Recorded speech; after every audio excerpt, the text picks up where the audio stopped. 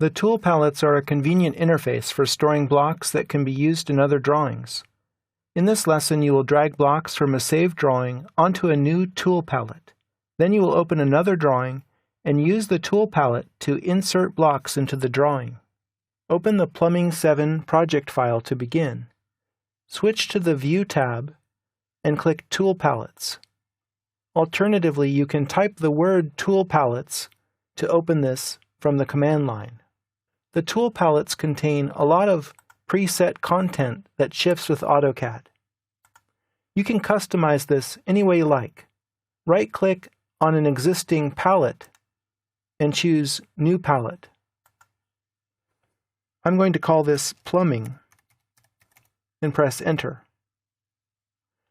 I'll right-click on it and say Move Up, and in this way you can order the palettes. Move up again. You see? I'll move it up all the way to the top.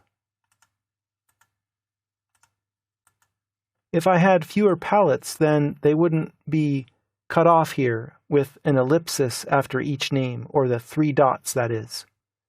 So right now my plumbing palette is empty. It's very easy to add content to the tool palette. Simply select a block and drag it in and drop it. This symbol indicates that this is a dynamic block.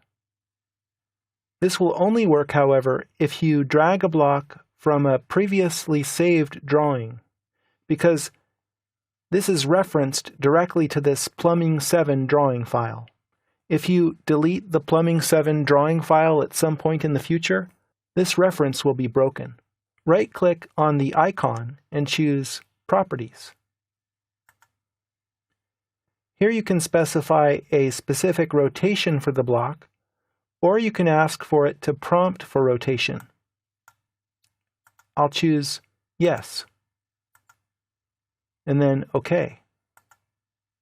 So now I can click this, insert the block, and then rotate it.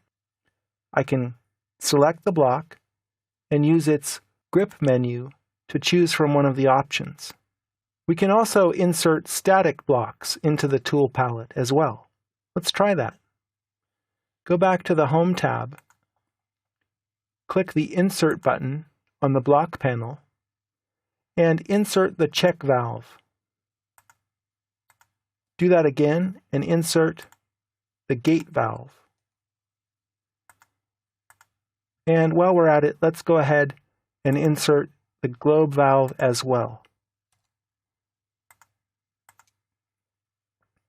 Select the object and don't drag it from its grip, because that would just stretch or move the object. Instead, you need to drag it from someplace on the object, but not on the grip. Drag it into the tool palette and drop it. Do that again. And notice that you have this bar. If I want this to appear above the check valve, I can just move up here and drop it, and the gate valve appears up there. I'll grab the globe valve and bring it in also.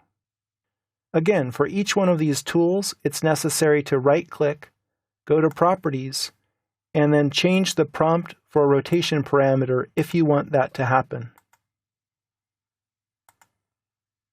Now let's go ahead and open an older drawing in this project called Plumbing 1. Click Open on the Quick Access toolbar and open the Plumbing 1 file. Now over here we have a series of pipes, but no valves. I can very easily add these valves to this drawing. Before I do, let's create a new layer called Fittings. And let's make that cyan in color.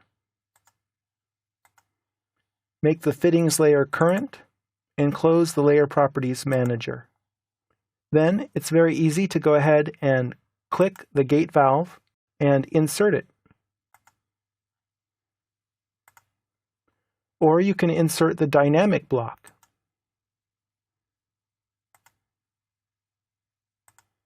In this way, you can populate the tool palettes with all your commonly used blocks. In this lesson, you learned how to create a new tool palette and how to add tools to it. You also customized a tool's properties and used it to insert a block into another drawing.